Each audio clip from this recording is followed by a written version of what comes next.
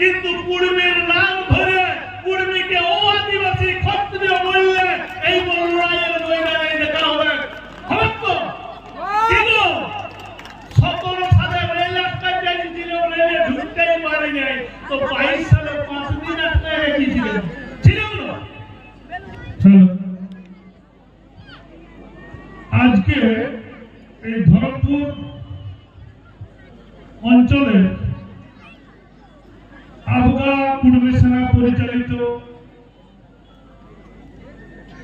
যে করম মেলা ও সাংস্কৃতিক মিলন উৎসব, তার শ্রদ্ধেয় সভাপতি, মঞ্চে উপস্থিত গুরুজনদের সকলকে বড় নমস্কার জানাই। আর যারা আমার এই বক্তব্য শুনছেন, আসলে তো আমি কোন বক্তা নই। প্রথমত এটা আমি স্বীকার করে নিচ্ছি যে আমি কোন উচ্চ শিক্ষিত ব্যক্তিও নই। শিক্ষা দীক্ষা খুব কমই বটে, 2-3টা কলেজ পড়ে কোনো রকম গ্রাজুয়েশন করেছি। তো বাবা অঙ্গুষ্ঠী ছাপ পড়লে তো নিজের প্রচেষ্টায় যতটুকু পড়েছি তার মধ্যে চালাই নিতে পারি। মাধ্যমিক দিয়েছি, বাপটাও কিছু লেখা যায়, তাইলে আর দমে বেশি সুযোগ পাইনি। টিউশনি পড়াই, নিজে খাটিয়ে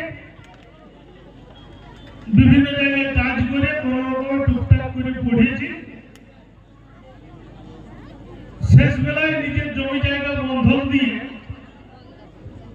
বেসিক ট্রেনিং গুলো করেছিল, তো চাকরি পাইনি। সুতরাং প্রতিষ্ঠিত ব্যক্তি নই। চাকরি যেহেতু পাইনি, চাকরি পাইলে হয়তো আমার গাইল দিয়াটাও আপনাদের বেদ বাক্য মনে হতো।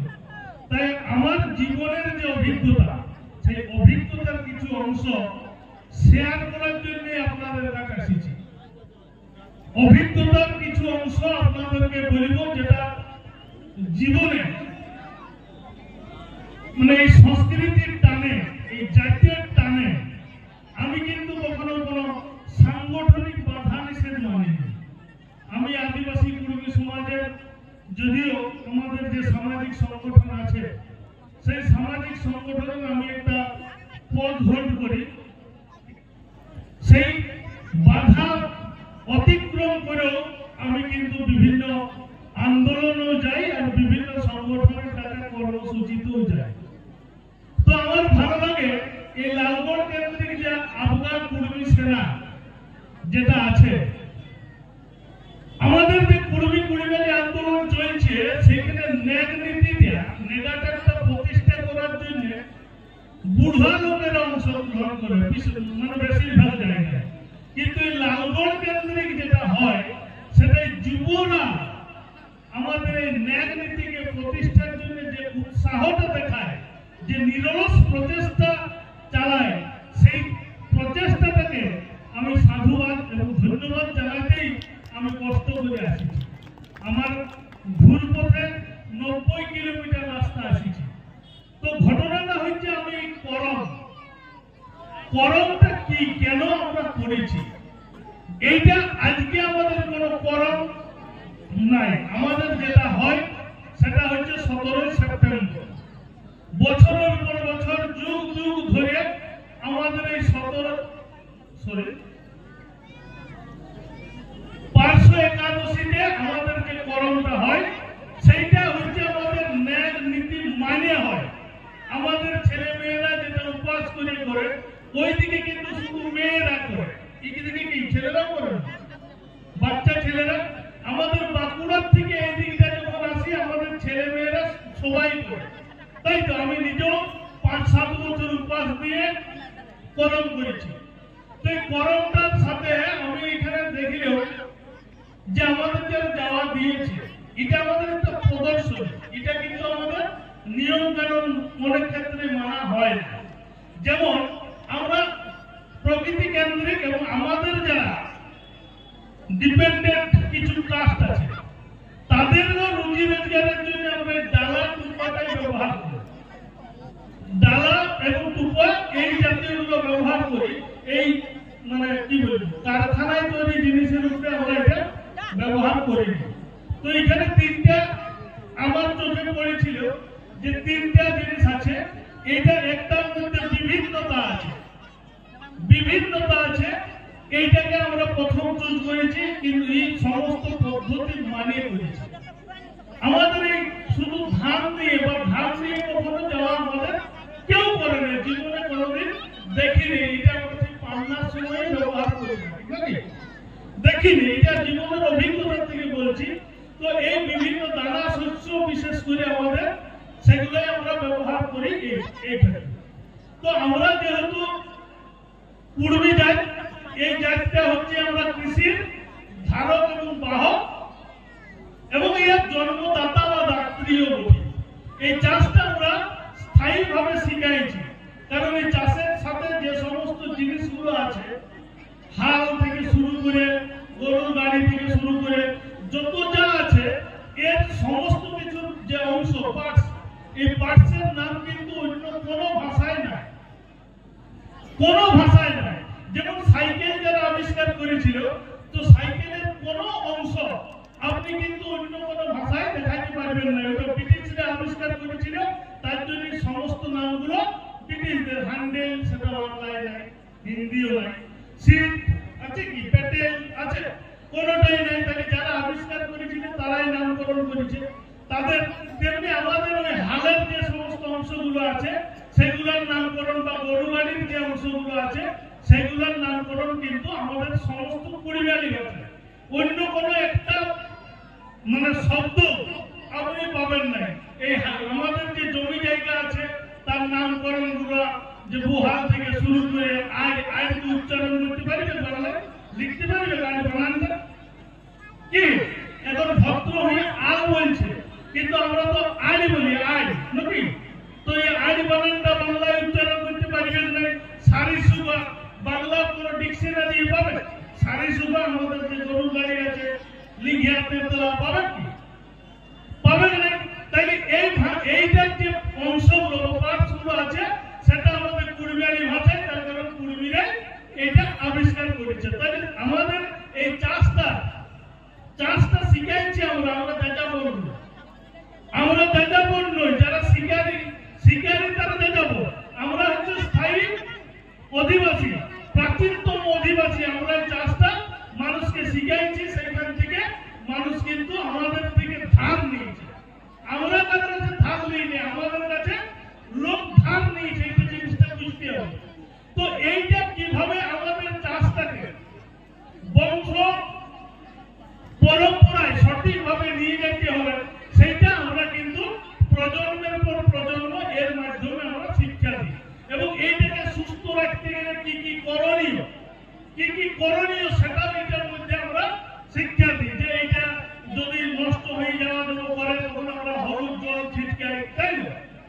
এইখানে যখন তোলা হয় তারপর সেই যে মেয়েটা রাখে 7 দিন বা 9 দিন, তাকে হাবুচ্চ দিয়ে ডুব দিয়ে এরকম লেতাই যাবে, এইরকম হয়ে যাবে। তাহলে দুবার নুন লিখতে নাই, মানে ভাতে নুন মাখাতে নাই, শাক সেই সময় খাইতে নাই, যখন করে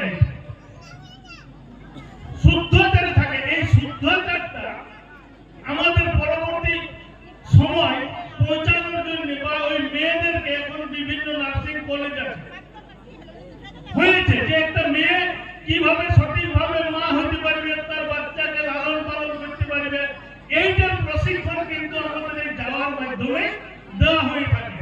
তাই এই যখন আমাদের নিখুঁত, যেদিন আমাদের করমটা, যেদিন আমাদের ওই শপথ বাক্যটা পাঠ করা হয়, সেদিন আমাদের ওই প্রত্যেকটা বোনেরা একটা করে বেটা নেই। কুমারী অবস্থায় ওরা বেটা দেওয়া হয়। সেই বেটাটাকে আমরা কি বলি? কাকড়, কাক হর, মানে কাকের সন্তান যেটাকে বলছি, লোক। হর মানে মানুষ বা লোক। তাহলে কাকড়, ওই জন্য ওইটার নাম হচ্ছে কাকড়। সেই কাকড়কে আমরা সেই করমের দিনে বেটা বলি। সেই বেটাকেও কিন্তু সেই হলুদ কাপড় দিয়ে, হলুদ জলে ভিজাই কাপড় দিয়ে সেটাকে যেমন আমরা শুশ্রূষা করি, অর্থাৎ সেই গুণটা যদি বাচ্চাকে যাতে সঠিকভাবে লালন পালন করতে পারে তার নার্সিং প্রশিক্ষণটা আমরা এখান থেকে দিই। আর কি বার্তা আছে আমাদের এই মাধ্যমে? বার্তাটা হচ্ছে যেদিন আমাদের এই পরম উপবাস করার পর আমরা যখন শপথ বাক্য পাঠ করি পরম নামে সিঁদুর দিয়ে, তখন আমরা একটাই আমাদের মন্ত্র, সেটা হচ্ছে আমার পরম ভাইয়ের ধরম। এইটার মাধ্যমে আমরা কি বার্তা দিতে চাই সমাজকে? কি বার্তা দিতে চাই? না, আমি যে কর্মটা করিব তার ফল যাতে পরবর্তী প্রজন্ম ভোগ করতে পারে।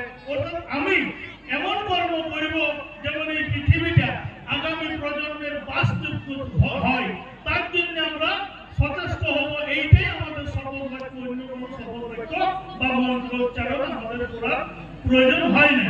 তাই এই এত বড় একটা সংস্কৃতির ধারক এবং বাহক হচ্ছে কুর্মী, যে আমরা পৃথিবীকে আগামী প্রজন্ম বসবাসের সুযোগ্য করার শপথ নিচ্ছি, যেটা কিন্তু কোন সংস্কৃতি বা কোন ধর্মে আপনি পাবেন নাই। তো এই যে সংস্কৃতি কুর্মীর, এই সংস্কৃতির আমাদের এই পরম সুখটা মানা হইত এবং মঙ্গল কামনা করা হইত, যেটা থেকে রবীন্দ্রনাথ ঠাকুর অনুপ্রাণিত হয়ে রাখি বন্ধন সব তৈরি করেছিলেন। পরম সুখ দিয়ে যদি সৌভাতৃত্বের বন্ধন এই আদিবাসী সম্প্রদায় করতে পারে, তো সেইটা দেখে রবীন্দ্রনাথ ঠাকুর অনুপ্রাণিত হয়ে রাখি বন্ধন উৎসব উনি শুরু করেছিলেন। আমাদের এই আদিবাসী সমাজের থেকে অনুপ্রাণিত হয়ে বিদ্যাসাগর লিখেছিলেন যে বিধবা বিবাহ, যদি আদিবাসীদের বিধবা, কম বয়সের বিধবা মেয়ে উনি দেখতে পান নাই। কেন কি? এই জাতিগুলোর মধ্যে তাদের বিধবা বিবাহ প্রচলন ছিল।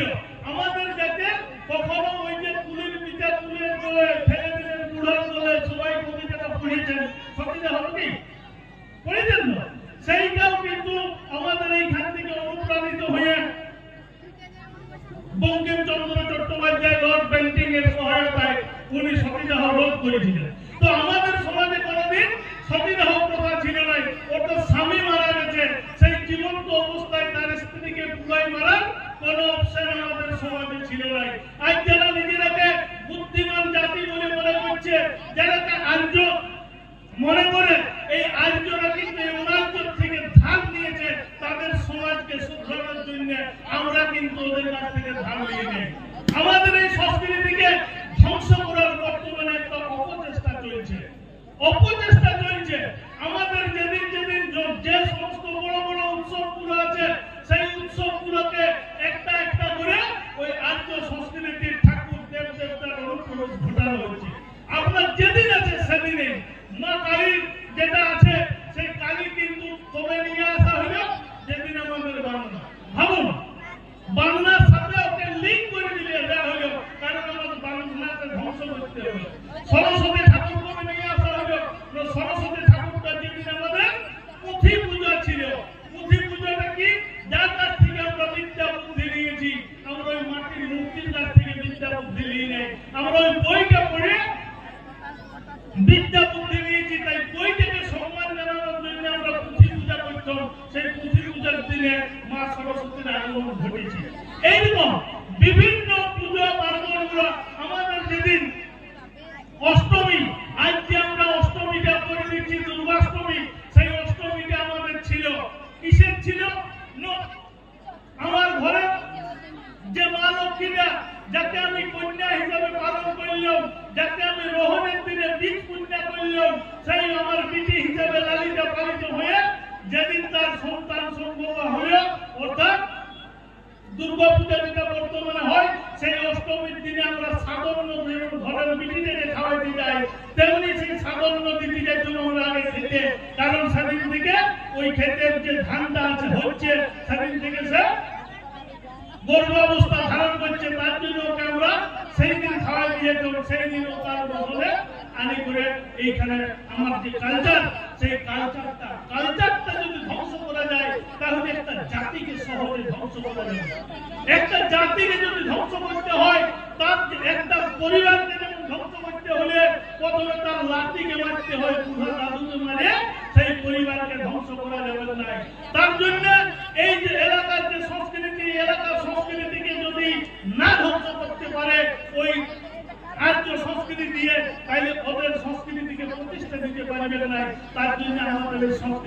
ধ্বংসের একটা অপচেষ্টা চলছে। এই প্রিয়রঞ্জন ভাই বলল যে আমাদের এতদিন পর্যন্ত আমরা যে বাংলা পরব দেখে আসছি, সেই বাংলা পরবটা কি ছিল? আমরা বলতাম জামাই বাংলা, সবাই বলতাম না? আমাদের নতুন বেটি বিহা দেওয়ার পরে জামাইকে নিয়ে আসতাম ওই বাংলা পরবের দিনে, এবং সেদিন তাকে নতুন বস্ত্র আমরা যার যা ক্ষমতা সেই হিসাবে দিতাম। তাই আমাদের ওই বাংলাটা জামাই বাংলার নাম ছিল। কিন্তু সেটার পরিবর্তে এইদিকে জামাই ষষ্ঠী আনারা হচ্ছে কি জানি না, তো আমাদের দিকে কিন্তু এখনো পর্যন্ত কুর্মী ঘরের জামাই মানে দুর্গা পূজায় আসবেন না, জামাই ষষ্ঠী নয়, একদম ওই বাংলাই আসতে হবে তাকে। এইটা আমাদের দিকে এখনো আছে। তো এইদিকে এইটা আমরা দেখছি যে একটু পরিবর্তন হচ্ছে, এটা তো একদম পূর্ব দিকে চলে আসছে আস্তে আস্তে। তো যাই হোক, আমাদের এই সংস্কৃতিগুলোকে বাঁচানোর যে উদ্যোগটা নিয়েছে, আমরা হচ্ছি নেগাটারি, এখানে হচ্ছে বামপন্থী। বামপন্থী মানে সিপিআইএম, বুঝতে পারছেন? বামপন্থী মানে আমাদের সমস্ত কিছু ওই বাঁ দিক থেকে, হাঁটাটাও বাঁ দিক থেকে, যত যা ঘুরবে সবগুলো বাঁ দিক থেকে, হাত থেকে শুরু করে সমস্ত কিছু আমাদের যে মডেলি দেওয়া হয় সেটাও বাঁ দিক থেকে। আমাদের সমস্ত কিছু যে নিয়ম নীতি আছে আমাদের সমাজে 1929 সালের আগে কখনো কোনো ব্রাহ্মণ্যবাদের বা মনুবাদের সাথে সম্পর্ক ছিল না। আমাদের ঘরে কোনো পূজা পার্বণ কোনো ব্রাহ্মণ নিয়ে হতো নাই। 29 সালে প্রথম ব্রাহ্মণ প্রবেশ করেছে, ধীরে ধীরে সেইটা ব্যাপক আকার ধারণ করছিল। কিন্তু আমাদের সমাজের যারা সুচিন্তক, দুর্গুর মহাসম্মেলনে আপনারা অনেকে গেছেন, সেইখানে সিদ্ধান্ত এবং শপথ নেওয়া হয়েছে যে ব্রাহ্মণ্যবাদের অনুপ্রবেশ আমাদের সমাজ ব্যবস্থায় যেটা ঢুকে যাচ্ছে সেইটা কাজ কাটতে হবে, নাইলে স্বার্থ ধরে ওই 8 ধান, চাল, চিড়িয়া, মুড়ি, তার সাথে 6 থেকে 7,000 টাকা ভূমিদান, গরুদান, এই করতে করতে কুর্মীর এমনিতেই আগে বড় বড় পাড়ায় চাষ হতো, পরবর্তীকালে আগে গরু, এরপরে কি ওই জমি ভাগ হতে হতে আমরা কি ছাগল পাঠায় চাষ করবো নাকি? এইটা চিন্তা করেছে আমাদের বুদ্ধিমান সমাজের যে সমস্ত বুদ্ধিজীবীরা আছে, যারা সমাজকে নিয়ে চিন্তা করে, তার মধ্যে অন্যতম বর্তমানে আমাদের অজিত প্রসাদ মাহাতো, যিনি আমাদের সবার নেতা। আজ যারা অনুপ বাবুকে ভাবছেন তারও নেতা, রাজেশ বাবুর নেতা, আমারও নেতা। আমি প্রথমেই বলছি সবার নেতা হচ্ছে অজিত প্রসাদ মাহাতো। তার দিশে এবং দোষায় আমরা আজ এই কুর্মীকে বহুল আকারে, কুর্মী আন্দোলন আমি নিজে ব্যক্তিগতভাবে 2004 সাল থেকে করি। আমি ছোট থেকে সেই বেগে মাইক ঢুকাই গায়ে গায়ে ঘুরতাম। কলেজ থেকে হস্টেল থেকে আমি সাইকেলে করে পাড়ায় পাড়ায় ঘুরেছি। তখন একটা দুটো লোককে বুঝাইতাম, বামপন্থীরা তখন বাখান দিত, যারা সিপিএমের লোকেরা। যখন আমরা 4 সালে পরব করি তখন ওই যে কুর্মী মিয়ার কি পিছন হিলানো দেখতে যাবি, এইরকম ভাষায় গালিগালাজ করত। সেটা আজ ব্যাপক আকারে পৌঁছেছে এবং মমতা ব্যানার্জি ছুটি দিতে বাধ্য হয়েছে কুর্মী আন্দোলনে। তো সেই মমতা ব্যানার্জিকেও তার জন্য সে ধন্যবাদ জানাচ্ছি। কিন্তু আমাদের ধন্যবাদ এখনই শেষ নয়। এই ধন্যবাদ অন্তিম প্রাপ্য তখনই হবে যখন কুর্মী তার হিত গৌরব ফিরে পাবে এবং তার যে আত্মপরিচিতি, তার দয়া দাক্ষিণ্যে আমরা চাই নাই। আমরা যদি আদিবাসী বলি তো আমাদেরকে দেওয়া হোক। কারো কোনো কথা শুনে সিআরআই একটা রিপোর্টে লিখছে, বলছে সান টাইমসের আপত্তিতে আমি সিআরআই রিপোর্ট দিতে পারছি না। অবজেকশনটা কোথায়? কিছু আদিবাসী সংগঠন বিরোধিতা করছে কুর্মীর, যে এরাকে এসটি করা যাবে না, এরা বটে ও আদিবাসী, কুর্মী ক্ষত্রিয় বটে। তো হ্যাঁ দাদা, আপনার পাশের ঘরের লোকটা দুবেলা গায়ে দিবেন, আপনি 8 কুড়ি, আপনি লিখ বলছি লিসন করি বলেন, আমাদের কুর্মীদের তো গাইবেন। আমার ভাইকে যদি 1 চাকর বাহিরে তাকে চূড়ায় গন্ডগোল লাগিয়ে তাকে মামলা দিয়ে দিন, তো আমাকে কেউ গায়ে দিচ্ছে ও আদিবাসী কুর্মী ক্ষত্রিয় বলে গায়ে দিচ্ছে, তো তারা চুপ হবে কেন? কি গো, আমাকে যে দুবেলা গালিয়ে দিতে চাইবে 8 কুড়ি লিখ বলছি লিসন করে বলে, তাকে কি আমরা চুপ করবো? আমি একটু গালি দিব, তাকে খারাপ ধরতে বলে হলেও বলিব। যদি খারাপ ভাষায় না গালি দিতে পারি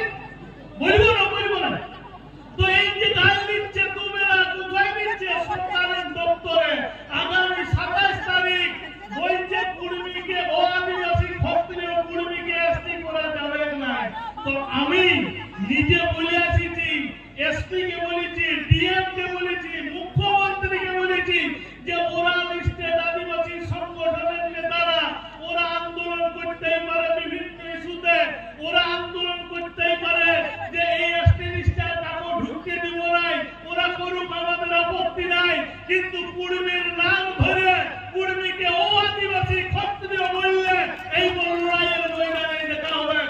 হয়তো কিন্তু 17 সালে রেল আটকা যাইছিল, রেলে ঢুকতেই পারে নাই, তো 22 সালে 5 দিন আটকা রেখেছিলেন, ছিল না? কিন্তু গেছিলেন না রেল আটকাতে? 17 সালে ঠেঙ্গাই বার করে নিয়েছিল, তো 22 সালে 5 দিন 5 রাত আটকা রেখেছিল, 23 সালেও 5 দিন 5 রাত আটকা রেখেছিলাম না? হ্যাঁ, তো অত বড় রেল যে আমরা আটকা রেখে দিতে পারছি, ঠেলে আটকা দিয়েছিল, দেখেছেন না? তো আমরা ঠেলে আটকাতে যদি একটা রেলকে পারি, সরকারকে যদি কাঁপায় দিতে পারে, জল কামান কবে দেখেছিলেন? এলাকায় তো মাওবাদী আন্দোলন কবে হয়েছিল এলাকায়? কিন্তু ওই জল কামান নিয়ে পুলিশকে কবে আসতে দেখেছিলেন? কিন্তু এই রেল যখন আমরা আন্দোলন করবো বলেছিলাম 23 সালের 20 সেপ্টেম্বর, তো আমরা তো জেলে ঢুকাই দিল। এখানে জেলে ঢুকানোর লোক আছে না? এই লালগোলা কি নাম না?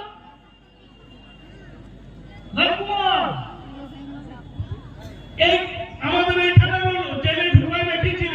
এইগুলো কেউ বলছে না ধর্ম ভাবাবেগে আঘাত, তো আমার জাত তুলে ডেলি গাল দিচ্ছে, ওই নেতাদেরকে কই জেলে ঢুকাচ্ছে? কেন ঢুকাচ্ছে না সরকার? সরকারের কাছে কৈফিয়ত দিব, সরকারের কাছে কৈফিয়ত দিব, নাইলে আমরাও কিন্তু লড়াই আন্দোলনে লেগে যাবো, যা হবে হবে। আমার হক অধিকারটা ভাইয়ের সঙ্গে মামলা করতে লাগছি, আর তোরা তো ভাইয়ার মতো কেন লাগবো রে? আমরা কি একাই সহানুভূতির দায়টা নিয়ে রেখেছি নাকি? আমরা কতদিন সহ্য করে যাবো? আর কোনো সহ্য হবে না।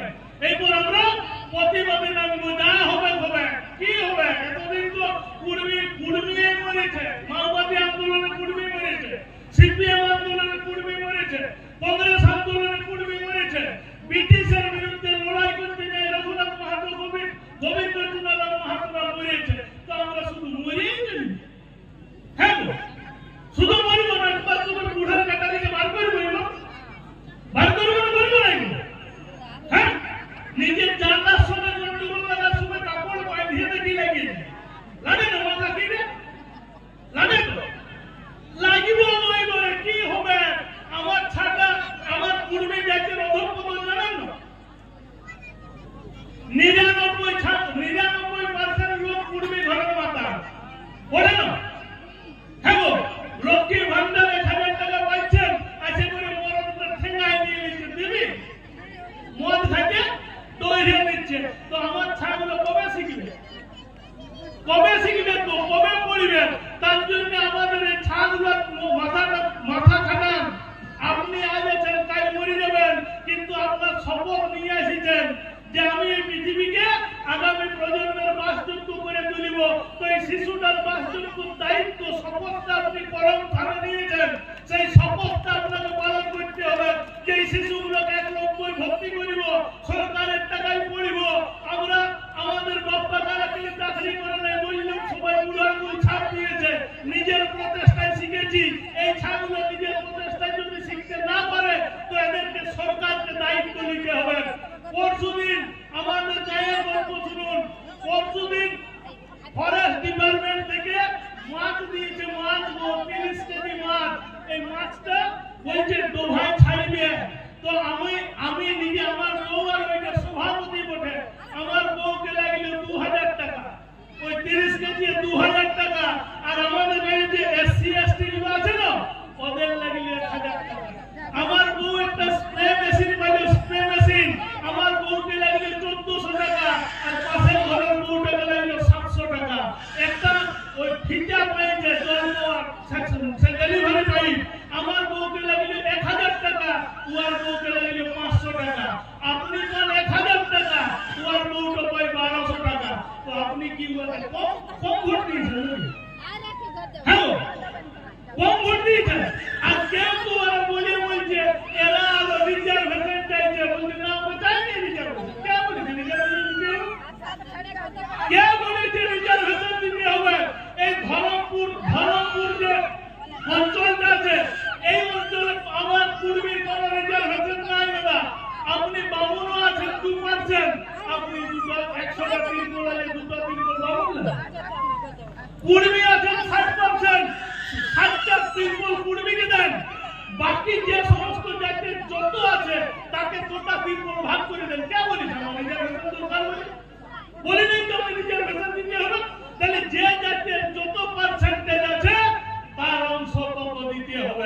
এইটাই আমাদের লড়াই। আমাদের লড়াইটা বটে আমরা কোনো ওই তার কাটা ডেঙ্গি আসি নাই, আমরা এইখানে গায়ে গোবরে বন কেটে নদী বাঁধিয়ে জমি জায়গা তৈরি করেছি। সেইটার প্রমাণপত্রটা দেয় আমাকে, আমি কিচ্ছু বুঝি না। চাকরির জন্য একটা কর্মীকে রিজার্ভেশন দিতে হবে না, আর এরা বলছে রিজার্ভেশন মানে সমতা। রিজার্ভেশন মানে সমতা, মন নিয়ে শুনবেন, কোন সমতা মমতা কিছু নয় দাদা। আজ যদি সমতা হতো, সুপ্রিম কোর্টে 7 বিচারপতি রায় দিয়েছে, 7 জনের একজন উল্টো রায়, বাকি 6 জন, তাহলে সংখ্যাগরিষ্ঠতা মান্যতা পাবে। বলছে যে এসসি এসটি দের মধ্যে ক্রিমিলিয়ার লাগু করতে হবে। কে বলেছে? Supreme court. কেন বলেছে? সমতা যদি আনতে হয়, তাইলে মনে করুন আমি মনে করুন একটা ডাক্তার, এমবিবিএস ডাক্তার, আর আমার ভাই মনে করুন ঘরে গরু কাড়া চড়ায়। আমি এমবিবিএস ডাক্তার, আমার বেটাটাকে কলকাতায় লিখে ইংলিশ মিডিয়ামে পড়াইলো। আমার এই ভাই তার বেটাটাকে গায়ে কোচা মাস্টারকে দিয়ে পড়াইলো না। তো আমার বেটার সঙ্গে ওই যাকে আমি কলকাতায় পড়াইলাম, সেই ছাড়ার সঙ্গে আমার ভাইয়ের বেটাটা পারবে কি? আমার বেটাদের সঙ্গে আমার ভাইয়ের বেটাটা? সুপ্রিম কোর্ট তার জন্য বলেছে যে ক্রিমিলিয়ার লাগু করতে হবে। ক্রিমিলিয়ার মানে আইয়ের ঊর্ধ্বসীমা। ও ডাক্তার বটে, উয়ার বেটার সাথে উয়ার ভাইয়ের বেটা কম্পিটিশনে পাচ্ছে না, তার জন্য উয়ার বেটাকে রিজার্ভ ক্যাটাগরি দিয়া চলবে না, আর উয়ার ভাইয়ের বেটাকে রিজার্ভ ক্যাটাগরি দিতে হবে। এইটা হচ্ছে 1 নম্বর শর্ত। 2 নম্বর শর্ত আছে, এসটিদের মধ্যে একটাই যায়, সেই এমএলএ, সেই এমপি, সেই এমবিবিএস, সেই মাস্টার। তাহলে সবররা কবে উঠবে? কবে উঠবে তো? সমতা কবে আসবে? সমতা। তাহলে সবরদেরকে পেশার রিজার্ভ দিতে হবে, অর্থাৎ উপ ক্যাটাগরি ভাগ করতে হবে। সেইগুলোর বিরোধী করছে কে? এমএলএ কারা আছে, এমপি কারা আছে? ওই চাকরিয়াগুলো শুধু বিরোধিতা করছে, কারণ ক্রিমিলিয়ার ওদের জন্য লাগু হলে ওয়ার ছাড়া রিজার্ভ পাবেন না। তার জন্য তিনবার এইচএস ফেল করে আর এমবিবিএস ডাক্তার হইতে লাগবে, এই জন্য ওরা বিরোধিতা করছে। আর সরকার উল্টো চায় নাই। মমতা ব্যানার্জি যদি চাইতো যে সবজ জাতটাকে উপরে তুলব, তাহলে ওদের জন্য পেশার ক্যাটাগরি ফেলে ওদেরকে পেশার সুযোগ দিত, কিন্তু দেয়নি। আর আমাদের বিরুদ্ধে যারা ওইখানে ডেপুটেশন দিচ্ছে, আমি বলি আসছি দরকার না, আমি তোদের ভাগে ঢুকবই না। আমার পূর্বী অনেক উন্নত এসটি বটে, বটে, তাইলে এদেরকে এ কর, নাইলে জেড কর। এ ক্যাটাগরি, আমরা তো আজ ওবিসি বি।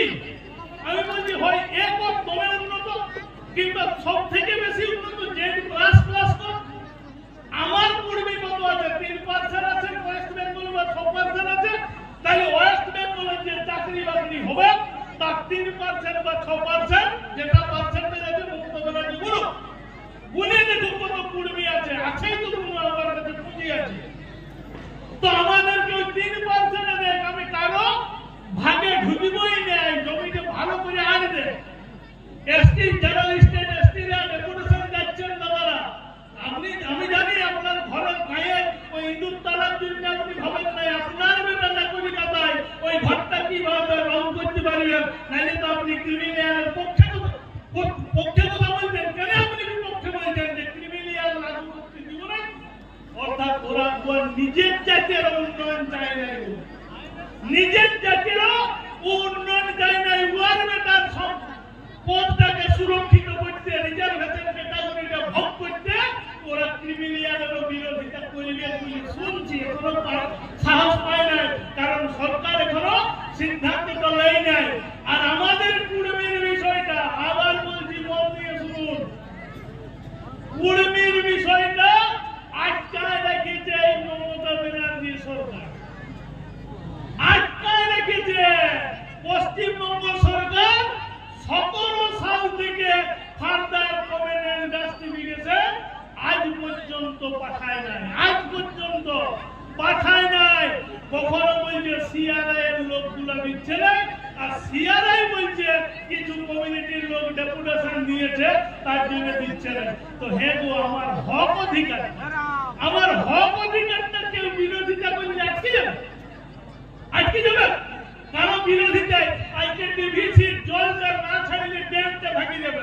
তো মমতা ব্যানার্জি ওই রিজাইন দিয়ে দিল, ডিভিসি কি জল ছাড়া বন্ধ করে দিবে? না ড্যাম ভাঙে গেল, তাইলে জলকে ছাড়তেই হবে। তাইলে কুড়মি কবে তো ওই ভয় মানে এত লোক যাবেন আন্দোলনে যাতে ড্যামটা ভাঙিয়ে যাওয়া যাবো হয়, তাইলে মমতা ব্যানার্জি ছাড়ে দিতে বাধ্য হবে। তাই প্রত্যেকটা লড়াই আর বেশি দিন লড়তে হবে না, 1-1.5 বছর লড়ুন। প্রত্যেকটা মা কাকিদেরকে বলবো এই ছোট ছোট ছাত্রদের ভাবুন, লড়াই যেই ডাকুক যাবেন। এখানে অনুপ মাহাতো, রাজেশ মাহাতো, কি বলে অজিত বাবু, কে ডাকিলেও দেখার দরকার নাই। আমার হক অধিকারের জন্য যে কথা বলবে, যদি সিপিএম বলে সিপিএম এর সঙ্গে যাবে, যদি তৃণমূল বলে তৃণমূলের আন্দোলনে যাবে, যদি বিজেপি বলে আমি করে দেবো তো তোর সঙ্গেই যাবো, তো করে দে। আর যদি কেউ বলে করে দিতে লাগবো, তাহলে আমার নিজের লড়াই নিজেকেই লড়ে দিতে হবে। কি গো, লড়াই তো লড়বে তো। হ্যাঁ, বঠিন গুলো সন্ন্যাসার কাটে কেটে ভগলা করে দিয়েছে নাকি? ভাগ দিবে বঠিন গুলো, যদি না ধার হচ্ছে সে খুশনি দিয়ে খুশনি দিয়ে একটু উল্টা দিক থেকে ঘুষিয়ে দেবেন, দেখুন ধার হবে, হবে না? লড়াই লড়তে হবে। তো এত লড়াই কর্মীরা লড়েছেন, আর একটু সরকার ছলকাচ্ছে, একটু টিপ্পনিটা ধরিব না? হ্যাঁ গো, ধরিব তো টিপ্পনিটা। একটা বছর আপনার লড়াইয়ের ময়দানে থাকুন, কর্মীকে এসটি আমরা ফিরিয়ে দিব, এইটাই শপথ নিয়েছি। আর আমাকে কিছু কিছু আজকাল ছাত্র গায়ে দিচ্ছে, ফেসবুকে গায়ে দিচ্ছে, ফেসবুকে বলে তোর জন্মের আগের থেকে আমি কর্মী আন্দোলন করি, হাফ প্যান্ট পরে পরে টিউশনে পড়াই, কলেজ থেকে কর্মী আন্দোলন করে ওরা আমাকে জ্ঞান দিচ্ছে। আমার শিক্ষা নয়, দীক্ষা নয়, চাকরিও নয়, কিছু নয়। কিন্তু এই যাইয়ে যাইয়ে ঘরের ঘরে দেখিয়ে দেখিয়ে আমার তো বুড়াদের দিকে মরলি দিতে দেখেছি। ওই দুর্গাখানা মরলি দেয় না, কোথায় দিয়েছিল? বুহাল ঘরের সামনে দেয়, কোথায় মরলি দেয়? খাওয়ার যেখানে সে ধান আনে রাখে সেইখানে মরলি দেয়। কেন দেয়? কেন দিত? বুড়োটা বুড়াবে দিতে, বুড়াবে দিতে আমার জানতো যে মাটির ঠাকুর আশীর্বাদও দিতে পারবে না, আর অভিশাপও দিতে পারবে না। আমার ওই খামারটা আশীর্বাদ দিতে পারবে, আমার ওই ছাগল ঘরের ছাগলটা আশীর্বাদ দিবে। কি আশীর্বাদ দিবে? আমার বেটার যেদিন জ্বর আসবে, যেদিন ডাক্তার ঘর যেতে হবে, সেদিন যদি কোনো অন্য বড় অসুখ হয়, সেই ডাক্তার ঘর যাওয়ার আগে যদি আমি মা দুর্গর খানে মাথাটা খুঁড়ে দিই, তোমায় ধূপ দিয়েছি, তোমায় ছড়া দিয়েছি, 2000 দিবে? কোন মাটির ঠাকুর দিবে আপনাকে 2000? কিন্তু যদি ছাগল গুহারিটার সামনে যে মাথাটা খুঁজে না, এই ছাগল গুহার তোকে এতদিন ধরে ধূপ দিয়েছি, এতদিন ধরে ছড়া দিয়েছি, ছাগল ঘাটিতে ভেবাবে, ছাগল ঘাটিতে ভেবাবে, বলবে আমাকে দিকে তোর বেটার চিকিৎসা করতে কাঁদিস নিয়ে, বলবেন তো না? হ্যাঁ, একটা মুরগি ছাড়া থাকলে ফুপুচ্চ করে রাখবে, বলবে তোরা 3 পুরুষ ধরে ধূপ দিয়েছো, ছড়া দিয়েছো, আমাকে 2000 টাকা পাবি, হবে না? মুরগি ছাড়া বলবে না? আর ওই যে ধান খোলা আমাদের দিকে খামার বলি, আমাদের দিকে আপনারা খামারে বলেন, যেখানে সেই ধানটা আনে প্রথম রাখেন, ক্ষেত থেকে আনে যেটা রাখেন, ওইটাকে কি বলেন? ওই খড় ধান খামার বলেন, খামারে। ওই খামারও কিন্তু ধূপ ধুনা ছড়া দিয়েছে, ও বলবে বস্তাটা আনি করে ভরাই লেগে বিকে দেন, 2000 টাকা হবে না। তাহলে এইগুলো হচ্ছে আমাদের ঠাকুর, যে ঠাকুরগুলো আমাদেরকে আশীর্বাদ দেয় আর অভিশাপ দেয়। যদি আপনার মঙ্গল না করেন, ভালো সেবা শুশ্রূষা না দেন, যদি ইউরিয়া না দিয়ে সুতা বাঁধাতে যান, তাহলে কি হবে? ধান ফলিবে, ফলিবে তো? সুতা বাঁধায় 500 টাকা খরচ হবে, হবে না? সেই 500 টাকা জমিকে ইউরিয়া দিয়ে হবে, কি গো? তাহলে ধানটা ভালো হবে? তাইলে আপনাকে ভাবতে হবে। শেষ করব একটা কথা বলে, একটা মাটির একটা ইঁদুর মানে এত সুন্দর তৈরি করবে, যেমন হুবহু ইঁদুর হয়, তো সেই ইঁদুরটা ঘরের একটা অন্ধকার জায়গায় রেখে দিবেন, হুবহু ইঁদুর। আপনার ঘরে বিড়াল যাবে, ইঁদুরটাকে ধরতে যাবে, যাবে? কেন যাবে না? বিড়ালটা জানে ওটা মাটির বটে, মাটির বটে ও সুন্দর দেখিবেন না, আর সত্যিকারের ইঁদুর থাকলে ওকে ধরতে যাবেন বা শুনিবেন। আর ঘরে ঘরে যে মাটির মূর্তি গুলা করছেন, আপনারা তো সবাই জানেন, ওর পাঁচ দোকান থাকে, রইতে লাগবে, চৈতে লাগবে, আশীর্বাদ তো দূরের কথা, অভিশাপ দিতে লাগবে, লাইঠা কেউ লাগবে, ঠাকুর মানুষ দোকানে থাকে না, হ্যাঁ, ওই ঠাকুর গুলো লাইতে পারবে? তাইলে কে ঠাকুর বটে এইটা যদি পশুরা ভাবে, ওরা যদি বুদ্ধিমান হয়, কুকুর যদি ভাবে, বিড়াল যদি ভাবে ওটা মাটির বটে, কোন ঠাকুর বাইরে ফেলে দিবে না, কুকুর পেছাপ করে দিবে, কুকুরটাও জানে এটা মাটির বটে। তো মানুষ আজ চাঁদে যাচ্ছেন, চাঁদে দেওয়ার লোকগুলো এত বোকা যে আংটিও রাখছে গাদা গাদা, আর মাটির কাছে যাইয়ে ওই মূর্তিগুলোর কাছে যাই করে মাথা ঢুকছে। এই হচ্ছে মানুষের বুদ্ধি। আর আমাদের ভারতবর্ষ হচ্ছে কি ধর্ম নিরপেক্ষ রাষ্ট্র। এই ধর্ম নিরপেক্ষ রাষ্ট্রে রাষ্ট্র আর অনুমোদন দিচ্ছে ধর্ম পালন করতে।